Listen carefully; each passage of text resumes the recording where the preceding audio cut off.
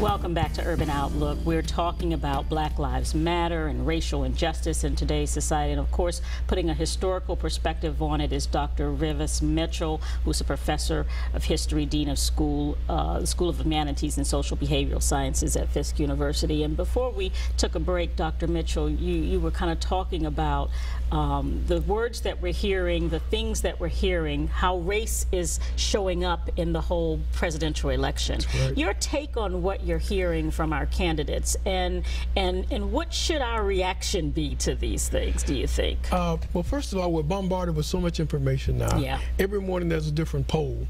I have great confidence in the American people. I've studied American history all my life, that the right decision is going to be made.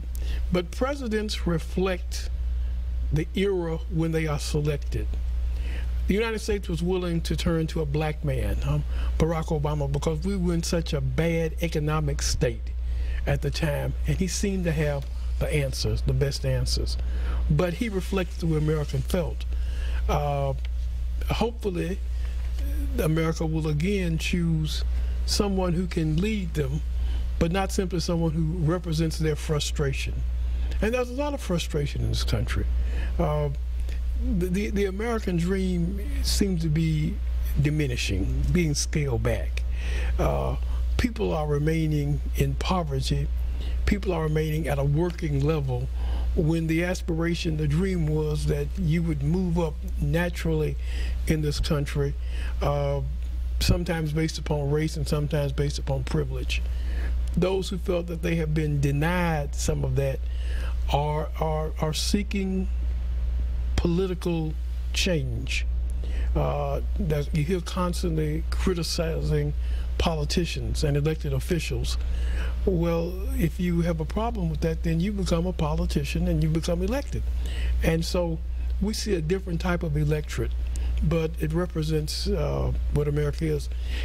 Also, we won't have, no one has the luxury of sitting down on this election and not going out and voting. Don't complain about who's elected if you're on a part of the process. College students are really loud and they like to articulate, and it's fashionable to be political. But I always ask them, did you vote? Are you a voter? Don't complain about the outcome if you're on a part of the process. So if new people, if people who've never voted before in this election, if they are willing to get out and vote and cast their vote, and if the elected person represents the desire of the mass of people, that's what democracy is about.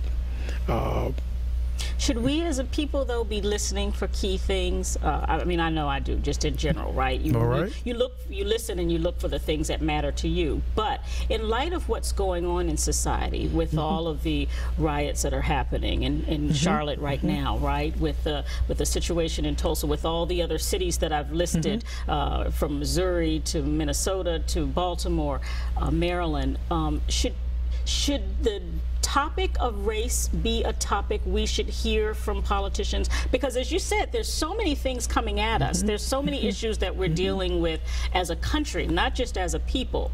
But is the expectation that they need to make some decisions about how this country should move forward in light of the incidents that are happening? Not just race, but bias. We are a multiracial nation. It's how politicians perceive human rights. It's how politicians perceive the rights of people who decide to come here to the United States for a better life, how they perceive people who are first and second and third generation, how they perceive all human rights. You know, and maybe whether they get it, whether they get me, right? Exactly. Whether they have an understanding and an empathy for me. And it comes down to a larger question in this election too, and that's whether or not a female has the right to be president of the United States. It comes down to that. You know, in everything you've mentioned, though, and it's one point, I suppose people who listen, I know my students get tired of hearing me discuss it. What is the least common denominator? What's the common denominator with all the problems that we have in this country right now? Those officers who have been involved in the killing of young black men, a lot of the problem with those riots, it all goes back to one instrument, and that's a gun. America's got to look at sensible laws, or America's got to look at restricting guns. If police officers are killing people with guns, then we now have to look at whether or not we can arm the police. I don't know how you disarm. But some of those folks do not have guns. Some of those people who are killed do not have guns. That's right. So but every person who's been killed has been killed with a gun. They haven't been maced to death or beat to death. They've been shot. We need to look at the rest of the world, which we like to believe we're a leader. We like to look at some of those places where Great Britain is an example. Do the police there carry guns? They have guns, but do they carry guns? Do they walk around armed? What does it do to a person's psyche when you know you are armed? And you figure that you are armed because you need to enforce the law or protect yourself? And there hadn't been any question of any of the officers having questioned their right to fire. Yeah. It's interesting because, as I said before we took the break, you told me once that you had some very fierce conversations with your sons. Yes. Because at that time, the term, instead of Black Lives Matter, it was driving while black, right? We were finding the numbers that were shocking us of the number of African Americans being stopped by police just cause. Now, they had cause and suspicion to stop, right? But then that would escalate sometimes. And so you gave your sons a set of rules to follow if they were stopped by a police officer. What did you tell them? I told them, first of all, to respect the fact that they were authority, understand the fact that they were armed authority, and provide them with what they ask for. So you provide them, when they stop you, you provide them with a driver's license. You have an insurance card. You have a title. You have certain registration. It's not debatable that you present.